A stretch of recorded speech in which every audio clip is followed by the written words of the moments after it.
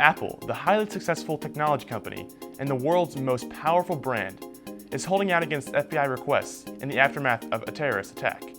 But what seemed like a routine subpoena has exploded into a massive debate about encryption, national security, and civil disobedience. Here's what you should know. Apple CEO Apple doesn't hold the key let the government see that information. Now, this is madness. potential evidence lost. On the morning of December 2nd, 2015, Saeed Rizwan Farouk and his wife Tashfeen Malik opened fire on the San Bernardino Department of Public Health, killing 14 people.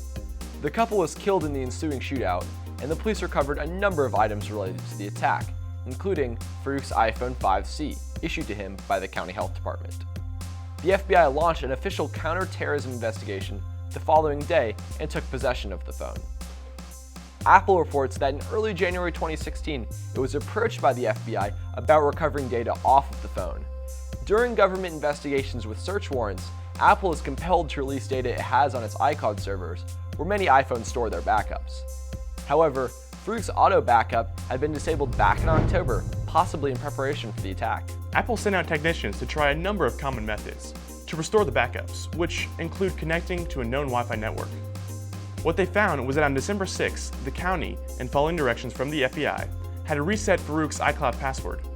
The problem is that when an iCloud password is changed, the iPhone requires a 4-digit passcode to be entered to confirm the change, which effectively locked the FBI out and ended any hopes of restoring an iCloud backup.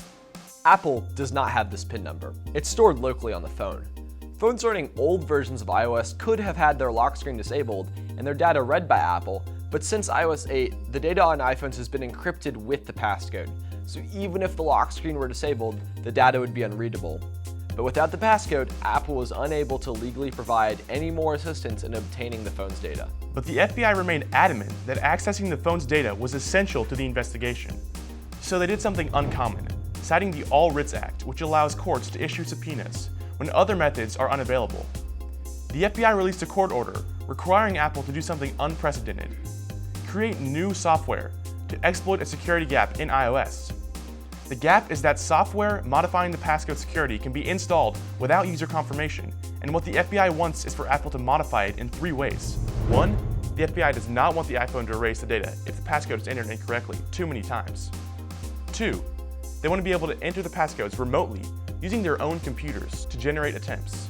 And finally, they want to enter codes as fast as they can be generated, with no delays. The court only gives Apple 2 other options: suggest a better idea or prove that the current proposal is impossible, both which seem unlikely.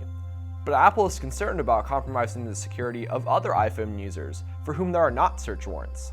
And they released an open letter denouncing what they call unprecedented and chilling demands, and gained support from dozens of other technology companies like Google, Microsoft, and Amazon. Their reasoning is this: experts agree that this backdoor could be easily reverse engineered to work on any iPhone, and the mere development of it could expose a powerful tool to abuse. Others point out that the reason the FBI doesn't just build this on its own is because they want to set a precedent to force companies to build exploits for them in the future. In contrast, the Department of Justice filed to compel Apple to fulfill the order, saying Apple is just using this for PR. That may be true, as Apple rescheduled an upcoming release event to the day before the court date, where the rest of this will play out. But which side is correct? We'll leave that for you to decide.